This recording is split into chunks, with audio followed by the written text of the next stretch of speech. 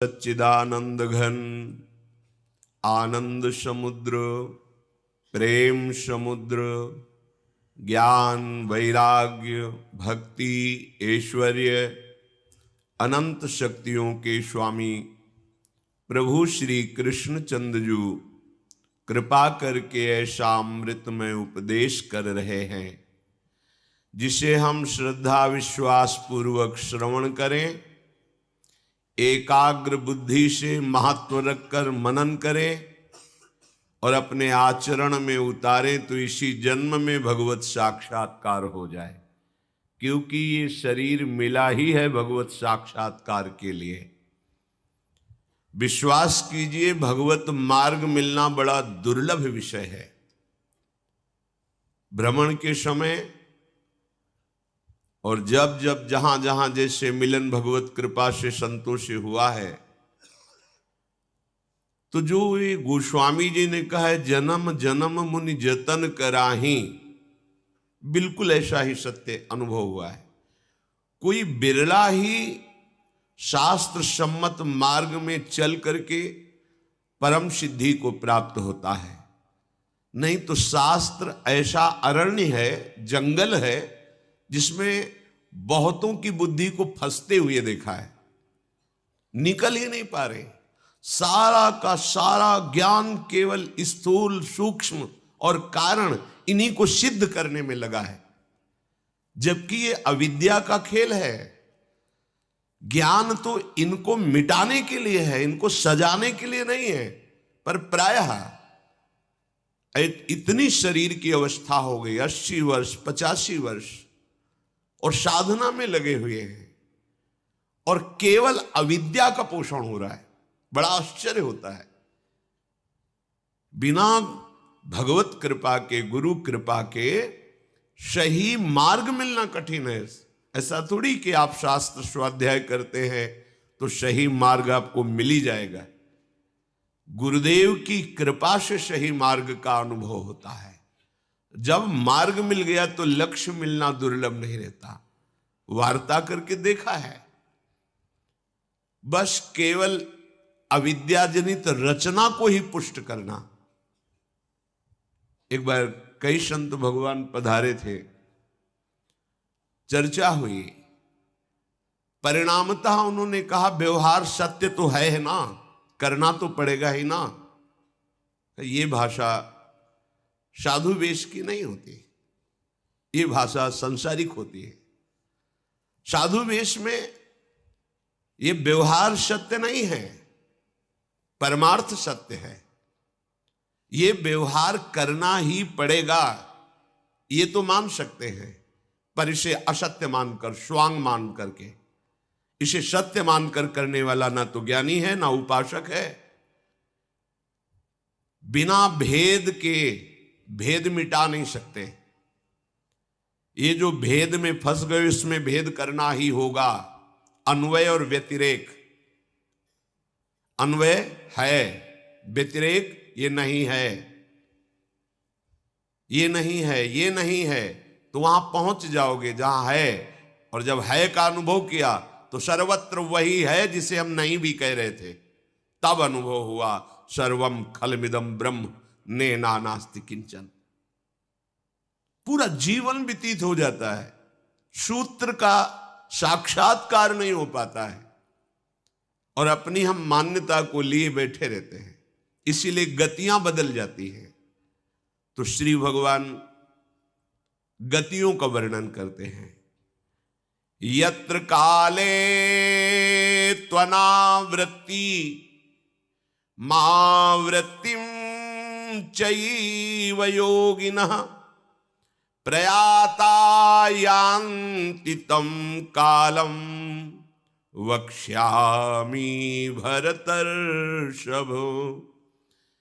हे भरतवंश में श्रेष्ठ अर्जुन, जिस काल में अर्थात जिस मार्ग में शरीर छोड़कर गए हुए योगी उपासक अनावृत्ति को प्राप्त होते हैं, अर्थात वो पुनः लौटकर जन्म मरण के चक्र में नहीं फंसते हैं और जिस काल में मार्ग में शरीर छोड़कर गए हुए आवृत्ति को प्राप्त होते हैं, अर्थात पुनर्जन्म को प्राप्त होते हैं, उन दोनों मार्गों का मैं वर्णन करूंगा।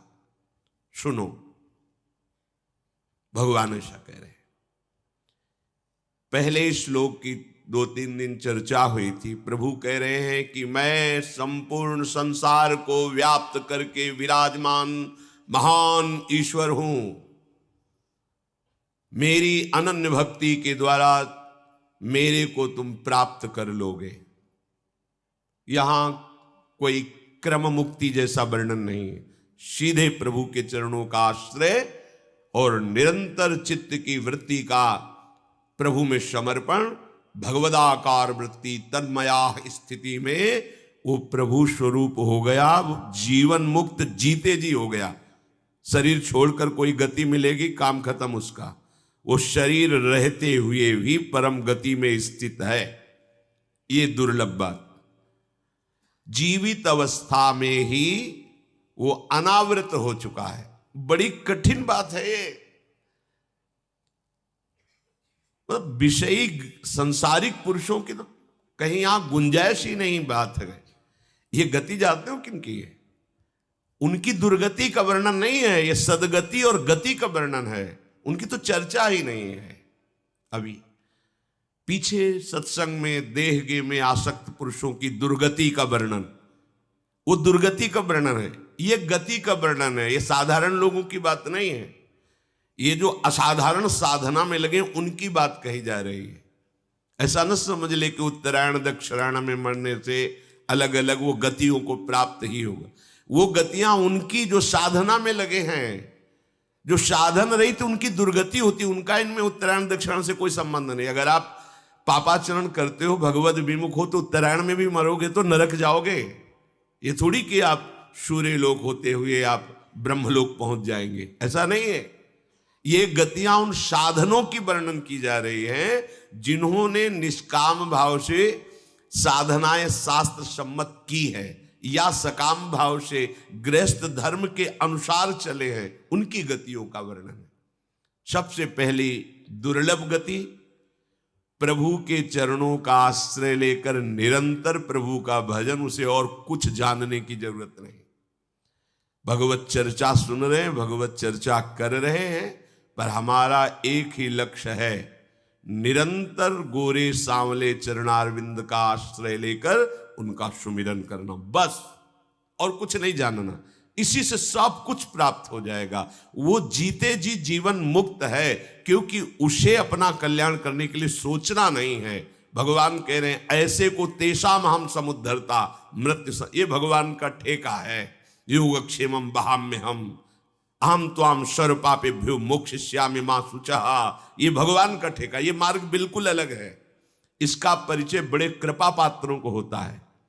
अब दूसरा मार्ग, जो साधना करते हैं योग आदि की, बहुत से लय योग, हठ योग, बहुत से योग है। बता रहे हैं गुरु कृपा ना हो तो शास्त्र रूपी जंगल से निकल पाना बड़ा कठिन है। माया के जंगल से निकल पाना तो सरल हो सकता है प्रपंच के, लेकिन शास्त्र के जंगल से निकल पाना बहुत कठिन होता है। कोई बिरला ही कृपा पात्र उस सूत्र को समझ करके सही मार्ग में आगे बढ़ जाता है, नहीं फंस जाता है। हमारे पास तो ऐसे प्रायः कृपा करके पधारते रहते हैं। उनके दर्शन और संभाषण से लगता है इतना समय व्यर्थ जा रहा है। एक बार भी राम कृष्ण हरि शिव नहीं निकला और घंटों तर्क करने के लिए तैयार है। एक शब्द भी भगवान का नहीं, केवल स्थूल सूक्ष्म और कारण, केवल इसी की चर्चा। तब लगता है कि कहां फंसे हो। अविद्या की पुष्टि करने के लिए ज्ञान है या अविद्या का नाश करने के लिए ज्ञान है? हम पूरा ज्ञान अविद्या की पुष्टि करने के लिए लगा रहे हैं। बड़ा भ्रम हो जाता है। अब जो अपने को पहले ही बड़ा मान चुका है, वो काहे को कोई किसी की बात समझेगा। तो इतने बड़े बन जाओ कि सब तुम में समा जाए, तब तो तुम्हारा बड़ा बनना सार्थक हो गया। इतने बड़े बनो, इतने महान बनो कि तुम में सब समा जाए, केवल तुम ही रह जाओ, तो अहम ब्रह्मास्मि। या फिर इतने छोटे बनो कि सब बड़े बन जाए, तृणादप स्तुनि चैन, बीच में काहे को हिल गए हो? त्रिशंकु क्यों बने हुए हो? दोनों मार्ग हैं। बड़े बनना है तो इतने महान बनो कि केवल आप ही आप रह जाओ, तो हो गया ब्रह्मबोध। या फिर इतने छोटे बनो, तृणादपि सुनीचेन, तृण से भी नीच, तो आप हो गए प्रभु के लाड़िले प्यारे दास बन गए। प्रभु की प्रेम लीला में प्रवेश पाने का अधिकार मिल गया। अपने ना बड़े बन पा रहे ना छोटे बन पा रहे, बीच में हिल गए। ये बीच वाली दुर्दशा वाली वृत्ति को त्यागना चाहिए। बीच ठीक नहीं है। बीच तो प्रियालाल के ही बीच में ठीक है और नहीं ठीक है। सखियां संधिनी है, मध्य में प्रिया और लाल, वो बीच में संधिनी शक्ति है, इच्छा शक्ति है। हर समय प्रियालाल, वही प्रियालाल के बीच में ही बीच ठीक है, जगत में बीच में नहीं ठीक है। या तो या इतने छोटे बनो और या इतने महान बनो। बिना बने काम नहीं चलेगा, बनना पड़ेगा। जब तक आप अपने को बीच में रखेंगे तब तक बात नहीं बनेगी। तो अपना मार्ग है छोटा बनना, क्योंकि हमारे ही आराध्य देव शब रूप में है। ऐसा आचार्य आदेश करते हैं। देखो, सर्वान वस्तुतया निरीक्ष परम स्वाराध्य बुद्धिर्मम, तो मेरे आराध्य देव शब रूपों में है, तो सबके चरणों में प्रणाम है। सब हमारे यही मार्ग है भक्ति का, प्रेम का। यही गोस्वामी जी कह रहे हैं, सिय राम मैं सब जग जानी, करऊं प्रणाम जोरी जुग पानी। दोनों हाथ जोड़कर चराचर जगत को प्रणाम करता हूं, क्योंकि सब मेरे श्यामा श्याम है। ये हुआ छोटा बनना। आत्मस्वरूप भगवान के विभिन्न नाम रूप हैं, वो मेरी ही आत्मा है और एक ही आत्मा है। अनंत घड़ों में वही एक आत्मा भास रही है, उसके सिवा दूसरा कोई नहीं। मैं ही मैं हूं, इसका साक्षात्कार हुआ, जीवन मुक्त हो गया। ये जो बीच में वृत्तियां हैं, तो कह रहे हैं कि वो क्रम मुक्ति होती है, क्योंकि उसमें सूक्ष्म वासना बनी रहती है। साधना बहुत बढ़िया हो रही, पर उसमें वासना बनी है सुख भोग की। तो ब्रह्मलोक में जाकर के ब्रह्मा जी के साथ वो सुख भोगता है। कौन? जो शास्त्र के अनुसार साधना कर रहा है, संयम नियम व्रत ब्रह्मचर्य सावधान हो करके, पर भगवत साक्षात्कार का संयोग नहीं बना। वो क्रम मुक्ति के अंतर, तो वो ब्रह्मलोक जाएगा। और जब तक ब्रह्मा जी की आयु है सुख भोगेगा। फिर जब सब लोक नष्ट हो जाएंगे महाप्रलय के समय, ब्रह्मा भी, तो वो ब्रह्मा में लीन होकर भगवान में लीन हो गया। अगर वासना अभी तक खत्म नहीं हुई, तो फिर ब्रह्मा के साथ प्रकट होकर फिर सृष्टि में आएगा। खास बात है वासना का नाश होना। और ये वासना रहती कहाँ है? अहंकार में, जीवत्व भाव में। और इसका नाश कहाँ होता है? उपासना से। और उपासना कहाँ बनती है? महात्मा के संग से। महात्मा कहाँ मिलते हैं? भगवत कृपा से। और वो कृपा भरपूर अपने लोगों के ऊपर है, क्योंकि वृंदावन जैसा कोई महात्मा नहीं। वृंदावन में सब महात्मा ही हैं, क्योंकि लाडली के सब दुलारे हैं। हमें धाम मिला, धामवास मिला, धाम के जो प्रेमी जन है उनका संग मिला। अब बात बन जानी चाहिए क्या? वासना नष्ट होनी चाहिए। उपासना के बिना वासना का नाश असंभव है, ये सूक्ष्म रूप से बनी रहती है। जब उपासना में हम लगते हैं तो गुरु कृपा से वासना, इसीलिए मोक्ष शब्द को साधना का फल नहीं कहा गया, मोक्ष मूलम गुरु कृपा कहा गया है, क्योंकि उस वासना का नाश गुरुदेव की कृपा से होता है। साधना करते करते हम सूक्ष्मता की तरफ बढ़ते हैं, पर वासना बनी रहती है। उर्कछु प्रथम वासना रही, वो वासना सूक्ष्म बनी रहती। तो कह रहे हैं वो ब्रह्मलोक जाता है, वहां के भोग भोगता है। अगर वो वासना क्षीण हो गई ब्रह्मलोक में, तो वो फिर मुक्त हो जाएगा। नहीं क्षीण हुई तो ब्रह्मा के साथ महाप्रलय में भगवान में लीन होकर पुनः क्रमवश फिर वो सृष्टि में है, फिर साधना करो। ऐसे थोड़ी भगवत प्राप्ति। और सीधा मार्ग है, भय शून्य मार्ग है, और दोबारा कर्म बंधन से जन्मोगे नहीं, पक्का विश्वास, क्योंकि उसमें भगवान ठेका ले रहे। नामे भक्ता प्रणश्यति, क्या? एकमात्र श्यामाजू के चरणों का आश्रय लेकर आप केवल केवल अंदर ये बैठा लो। ये बड़ी सूक्ष्म बात कह रहे हैं, जल्दी समझ में नहीं आएगी, आ गई तो अब कुछ आने की जरूरत नहीं। जैसे आप परिवार से ममता करते हो, किसी एक हिस्से में हमारी श्यामाजू से ममता कर लो, किसी एक हिस्से में, जैसे पुत्र जैसा किसी भी भाव से एक हिस्से में ममता कर लो। मेरी लाडली, मेरी प्रियाजू। बोले वो कैसे हो जाए, उनको देखा नहीं, उनसे बात नहीं की, वो ऐसे समझ में नहीं आ रही। लाडली जी को देखने के लिए रसिकों के नेत्र चाहिए, रसिकों के निरख नयन हरिवंश। तो जो लाडली के जन हैं उनके संग करने से वो दृष्टि प्राप्त हो जाती है। कैसे? जैसे आप बड़े भाव से सत्संग सुन रहे हो, किसी दुष्ट पुरुष का संग हो जाए जो दुष्ट आचरण युक्त है, वो आपकी दृष्टि बदल देगा। अभी आप भाव से सुन रहे हो, फिर कल से आप जब आओगे यहां पर आपकी दृष्टि दूसरी होगी, आपका सुनना दूसरा होगा, मनन बदल दिया।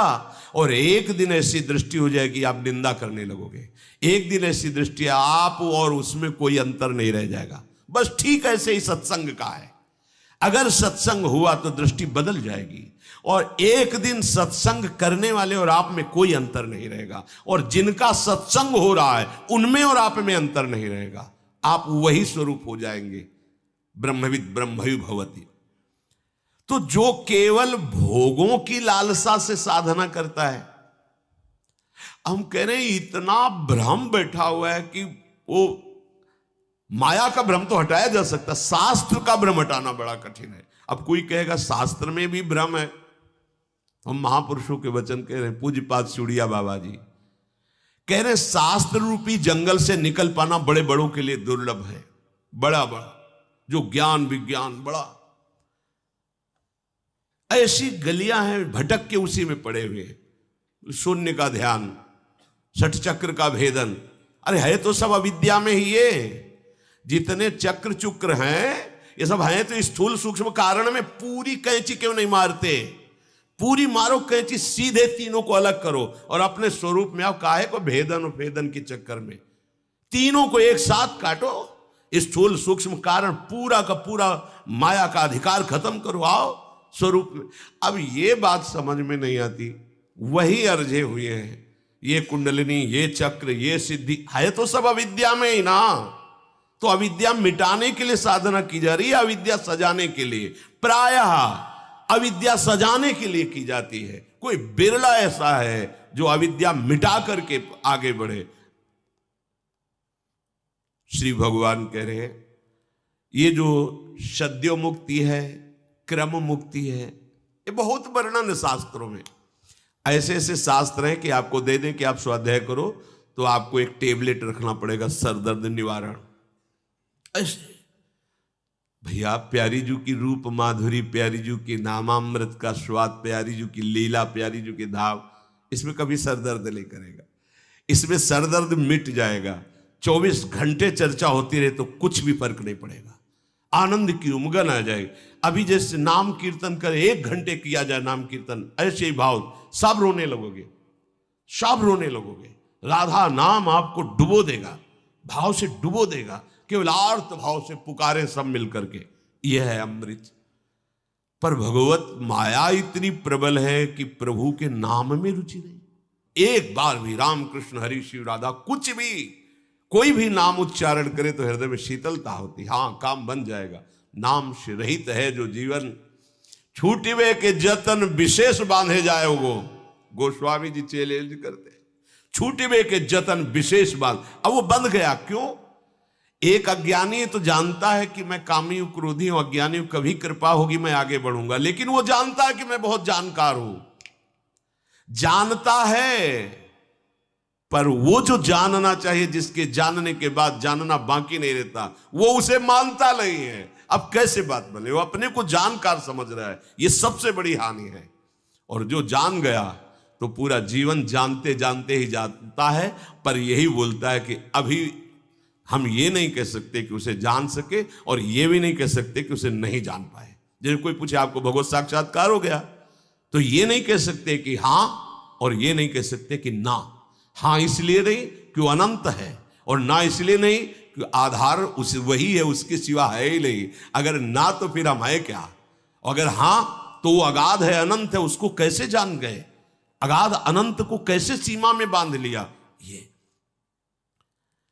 अनावृत्ति मावृत्तिम, जिसका यही अनावृत हो गया उसका अनावृत। अनावृत माने पर्दा हट जाना, यही पर्दा है भैया।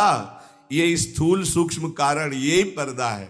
बड़ी विचित्र दशा है, बड़ी विचित्र। इसलिए कहते विचित्र दशा है कि दोनों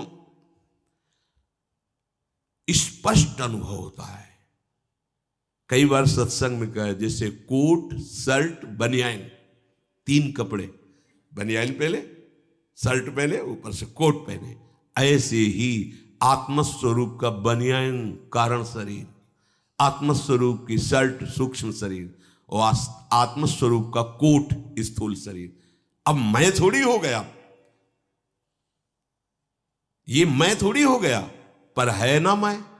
इसी को अविद्या कहते, इसी को मिटाना। मेरा स्वभाव, मैं ऐसा, मैं वैसा, अंतःकरण धर्म, मैंने ये किया, मैं करूंगा, मैं रूपवान में, ये ही अविद्या है। ठीक बात इतना ही है। भगवान 2 विभाग करके वर्णन करते हैं। कहते हैं पंचमहाभूत, मन, बुद्धि, अहंकार, 5, 3, 8, ये अष्टधा प्रकृति अपरा प्रकृति है।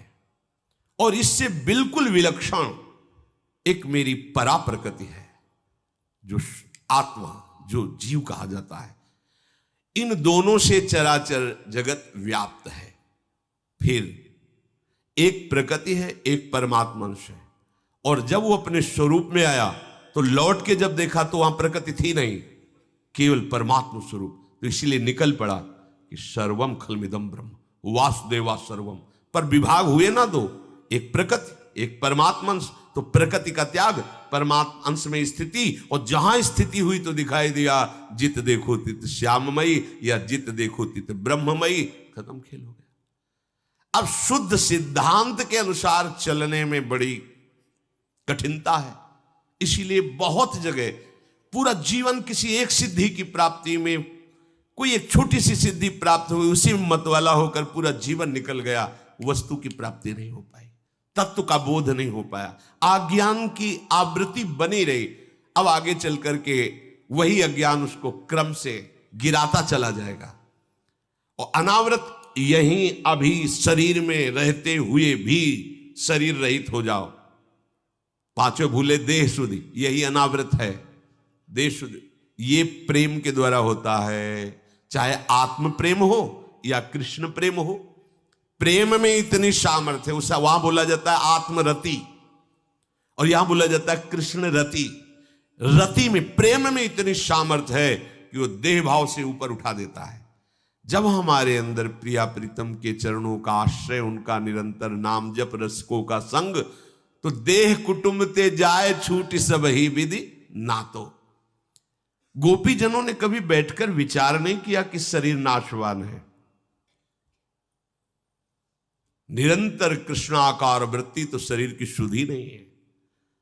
घर गृहस्थी में रह रही, दिखाई दे रही, लेकिन जो ही बंसी बजी तो प्रमाण हो गया कि घर में रहते हुए जीवन मुक्त परमहंसों की गुरु है। जीवन मुक्त परमहंसों की गुरु है, ऐसी स्थिति है। आई ब्रजनार सुनत बंसीरो गृहपति बंधु विचारे। त्याग के बाद त्याग की स्मृति बनी रहती है। ये बड़े बड़े परमहंसों में बनी रहती है, त्याग की स्मृति। यहां त्याग की स्मृति का भी त्याग है। आई ब्रजनार सुनत बंसीरो गृहपति बंधु विचारे। कैसी दशा है? एक कर्ण में कुंडल पहन रही थी तो दूसरे में पहनने की स्मृति ही नहीं है। कवल है, हाथ का कवल हाथ से ही गिर गया, भाग पड़ी। शरीर में स्थिति नहीं, कृष्णाकार वृत्ति को। इसीलिए बड़े बड़े ज्ञानियों ने गोपी चरण रज की मांग की, भावना की, लोटे इस रज में आकर ऐसी स्थिति। अरे परमहंसों के आचार्य श्री सुखदेव जी उनका वर्णन कर रहे हैं। श्री शुकाचार्य उनकी महिमा का वर्णन कर रहे हैं। क्या है? बस केवल कृष्ण प्रेम, ये सबसे आखिरी बात है। ये जो वृंदावन का प्रेम सबसे आखिरी बात। सब बुद्धि की धरा में विचरण होता है और यहां बुद्धि का ही स्वाहा हो जाना होता है।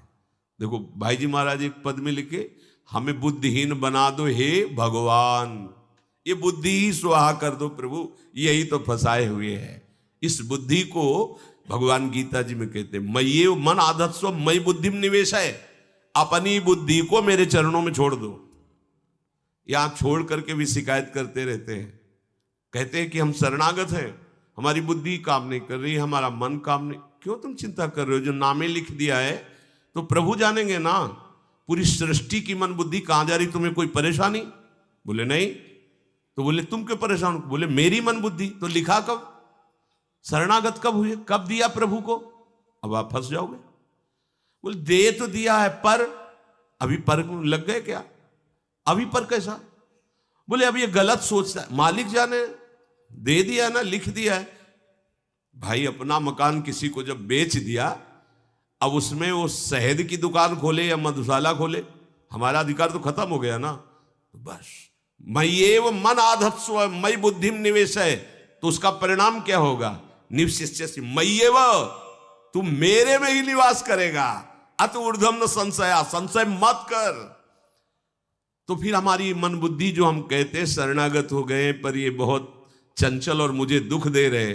तुम्हें दुख दे रहे ना, क्योंकि तुमने अपना माना है ना, इसलिए दे रहे। नहीं इनके मन में क्या चल रहा, मुझे क्या परेशानी? बोले वो उनका मन है, तो तुम्हारा मन अभी है? हाँ गलत है। अभी हम बकाया है, अभी तदात्म भाव बकाया, अभी शरणागत नहीं हुए। शरणागत का पाठ पढ़ रहे हो, शरणागत हुए। जब शरणागत हो जाओगे तो उन्मत्त हो जाओगे। भगवान कह रहे हैं कि मेरे में निवास करेगा, अर्थात उठते बैठते चलते फिरते हर समय। कबीर कहे हम रहे ठिकाना, हर समय स्वप्न में, जागृत में, सुषुप्ति में अपने आराध्य देव में रमण। ये अनावृत हो चुका है, इसकी कोई गति के लिए वर्णन नहीं है कि आगे वो स्वर्ग जाएगा और ब्रह्मलोक जाएगा और ब्रह्मा के साथ, ब्रह्मा प्रणाम करते हैं ऐसी गति को, वो सीधे प्रियालाल को प्राप्त होगा। अनावृत्ति उस उपासक की जो इसी जन्म में अनावृत हो गया है, बिल्कुल इसके ऐसा नहीं कि जिसको ज्ञान हो जाता है और शरीर शुद्ध भूल जाती है तो वो शरीर की चेष्टाएं नहीं होती। नहीं नहीं, बहुत अच्छे से होते हैं। जैसे एक नाटक मंच पर नाटक करने वाला बिल्कुल परफेक्ट जब नाटक करता है तो देखने वालों को भी सुख मिलता है, और जो नाटक का अधिष्ठात्र होता है डायरेक्टर, वो भारी इनाम देता है। ऐसे ही बोध संपन्न महापुरुष, जो उसे इस सृष्टि में स्वांग दिया जाता है, गुरु का, शिष्य का, मित्र का, जो भी स्वांग दिया जाता है, परफेक्ट वैसे ही करता है जैसे आसक्त पुरुष। पर वो कहीं आसक्त नहीं होता, वो केवल स्वांग होता है, वो अनासक्त होता है। जैसे भगवान अवतार लेते हैं तो जिसके साथ जैसा व्यवहार वैसे ही करते। युधिष्ठिर जी से मिलते हैं तो झुक करके पैर छूते हैं। व्यवहार में बिल्कुल स्वांग में कमी नहीं होगी, पर जब स्वरूप में बात करते हैं तो अर्जुन सब कांप जाते हैं। देख मैं काल का भी महाकाल विराट रूप दिखाते। हमें इसी जन्म में अनावृत होना है। किससे? देह भाव से, अंतःकरण की तदात्म से, स्वभाव से। यही हमारी लड़ाई है।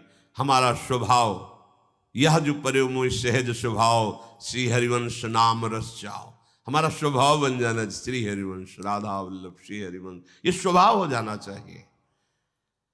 हमारा अंतःकरण धर्म, मन प्रियालाल की सेवा का संकल्प करे। बुद्धि प्रियालाल ही मेरे हैं, दूसरा कोई नहीं, ऐसा निश्चय करे। चित्त जो प्रियालाल मेरे हैं उन्हीं का चिंतन करे। अहंकार मैं उनकी ही हूं, पूरा अंतःकरण समर्पित। अब देह जितनी भी चेष्टाएं हैं, चाहे वो लौकिक हो, चाहे वो शास्त्रीय पद्धति से परमार्थिक दिखाई देती हो, दोनों चेष्टाएं व्यवहार की और परमार्थ की, आराध्य देव के लिए। जीवन मुक्त महापुरुष अभी है वो, उसके लिए किसी प्रमाण की जरूरत नहीं कि उसकी गति क्या होगी। उसका हृदय प्रमाणित है कि हो गया हमारा काम। और जो सांसारिक पदार्थों में आसक्त है, प्रभु से विमुख है, भोगों का संग्रह करके भोगने में सुख, वो आवृत है, उसे माया ने ढक रखा है। अब इस आवृत्ति की ये गति नहीं होगी कि वो ब्रह्मलोक जाए और वहां के भोग भोगे, फिर या तो मुक्त हो जाए या जन्म ले। ये आवृत वाले के लिए नहीं, ये अनावृत वाले के लिए है। सांसारिक पदार्थों और भोगों में आसक्ति, कामना, ममता रखने वाले जो पुरुष हैं वो अपने स्वरूप से विमुख हैं, प्रभु से विमुख है। ये आवृत ज्ञान वाले हैं, इनका विवेक माया ने ढक लिया है। ये आवृत्ति मार्ग में ही रहते, आवृत्ति बार बार जन्म मरण चक्र में। सकाम भाव होने के कारण उनका मार्ग अंधकार में रहता है। जैसे कोई पाप करता है, भगवत विमुख है, तो थोड़ी कि उत्तरायण में मरा है तो ब्रह्मलोक जाएगा, नहीं, वो मार्ग ही नहीं उसके लिए प्रकाश वाला, सीधे अंधकार वाला मार्ग। वर्णन सुना था, 99,000 योजन नंगे पैर जलती हुई भूमि में मारते हुए कोड़े यम के दूत ले जाते हैं नरकपुरी। वो ये उत्तरायण दक्षिणायन वाला मार्ग नहीं, वो उनके लिए अलग मार्ग है। दक्षिणायन में भी ऐसे थोड़ी जाते हैं। दक्षिणायन का मार्ग सकामता है, पर शास्त्र के विरुद्ध एक भी आचरण नहीं है। गृहस्थ में है पर शास्त्र सम्मत आचरण। वो जब पधारेंगे तब जाएंगे कृष्ण मार्ग में ही, दक्षिणायन में ही, धूम मार्ग जिसे कहते हैं। आएंगे लौट के, पर बहुत अच्छी पोजीशन में रहेंगे, सुखपूर्वक। ये गतियां शास्त्र सम्मत चलने वालों के लिए। ये जो मनमानी आचरण करते हैं, इनकी कोई गति तो उसके आगे दू लगता है, दुर्गति। ये तो गति है, दुर्गति का वर्णन नहीं कि तुम पापाचरण करोगे तो तुम कृष्ण मार्ग में, धूम मार्ग में जाओगे, दक्षिणायन मार्ग में।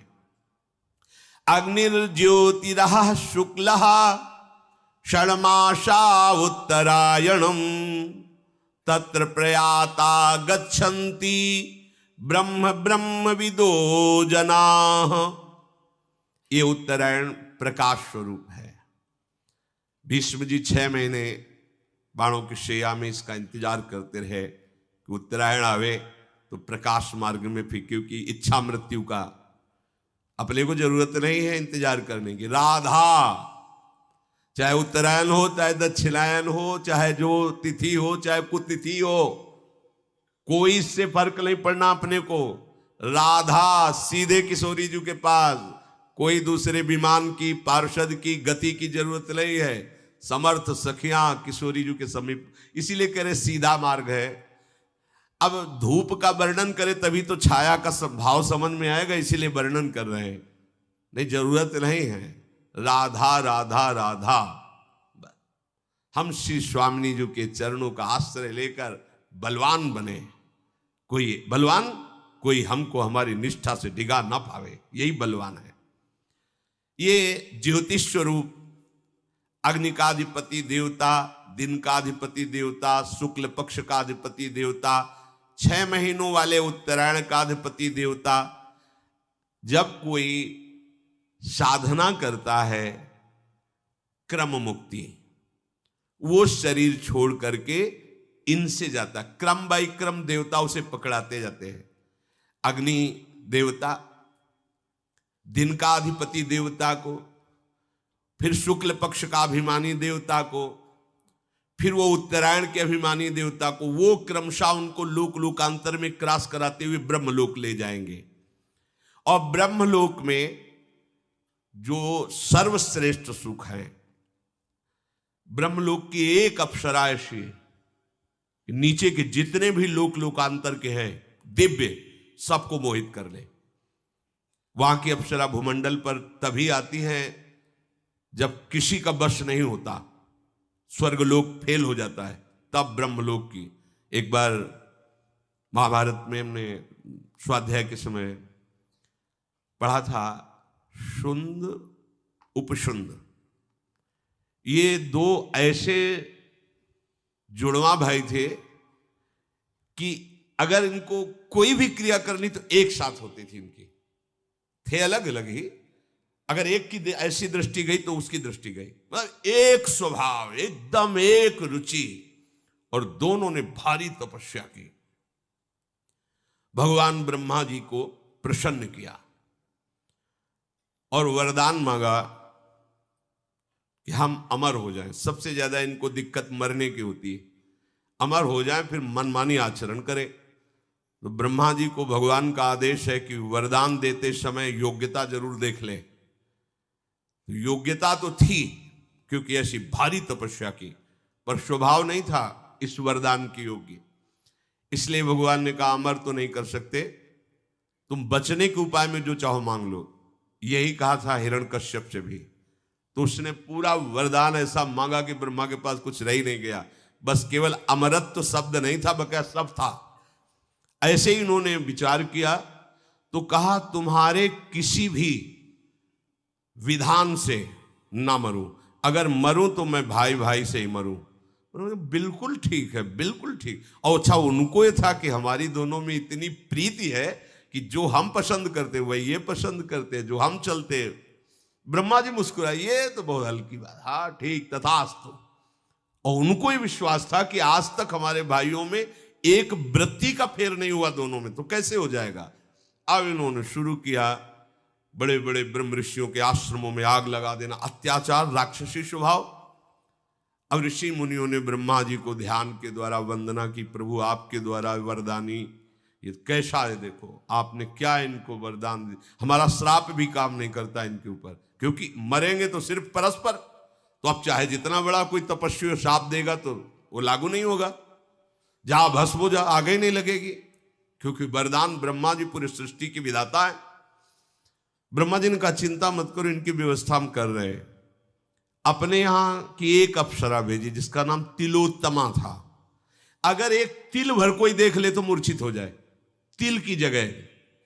स्वर्ग में ऐसी अप्सराएं हैं कि जो ऋषियों के मन में क्षोभ पैदा कर दे। तो भगवान नारायण के जब नर नारायण तपस्या करे तो इंद्र ने भेजा, तो भगवान ने मुस्कुरा के कहा तुम्हारा नाच गाना हो गया हो तो बैठ लो, फिर चले जाना। सब आश्चर्यचकित हो गए कि नर नारायण के ऊपर भगवान ने इसे खिलवाड़ में अपनी जंगा में ऐसे किया। तो उर्वशी जी प्रकट हो गई कि जो काम आया था भगवान को परास्त करने के लिए स्वयं मूर्छित हो गया उर्वशी को देख के। बोले जाओ इसको ले जाओ, स्वर्ग की सर्वश्रेष्ठ अप्सरा, इसके समान कोई नहीं। नारायण भगवान ने प्रकट, जहां उर्वशी का भी काम नहीं चलता वहां ब्रह्मलोक से तो तिलोत्तमा नाम की अप्सरा भेजी और कहा जाओ इन दोनों भाइयों में भेद करा दो। बोले ऐसे गई ऐसे आई, आप चिंता मत करो। तिलोत्तमा जिसका एक तिल देख ले तो वो जहां दोनों भाई बैठे हुए मदिरा आदि का पान करके उन्मत्त हो रहे थे, वहां से गेंद मारी और उनके पास फेंकी। जीव ही देखा भाग पड़े दोनों, एक ने दाया हाथ एक ने बाया हाथ पकड़ा, दोनों की तरफ देख के मुझ छोटे ने कहा भैया हाथ छोड़ो, हमने पकड़ा है तुम्हारी बेटी के समान पवित्र है। उनका धूर्त कही कहा मैंने पहले पकड़ा है तुम्हारी मां के समान, भाभी मां होती है और अनुज बधू बेटी के समान पवित्र होती है। तिलोत्तमा ने कहा हम तो तुम दोनों को एक ही भाव से देख रही है। बोले ऐसा नहीं हो सकता। तो बोले फिर ये तुम निश्चय करो कि हम किसकी होंगी। वो बड़े ने कहा अभी इसको मारते अब एक मिनट नहीं लगा, क्योंकि था कि हम दोनों में ही मरे, जे ही प्रहार किया तो एक मरा। अब वो केवल ऐसे थोड़ी खड़ा रहेगा, उसने जो प्रहार किया था उससे दूसरा मरा। तिलोत्तमा अंतर्धान बोले ब्रह्मा जी, बोले काम हो गया। एक क्षण में उस ब्रह्मलोक में जाकर के जो वासना बनी रहती वहां का सुख भोगते हैं, और अगर वासना टिकी रही तो फिर जन्म होता है एकाएक को पचड़े में। इसीलिए हम कहते हैं राधा राधा राधा, कोई वासना हमें नहीं रोक पाएगी।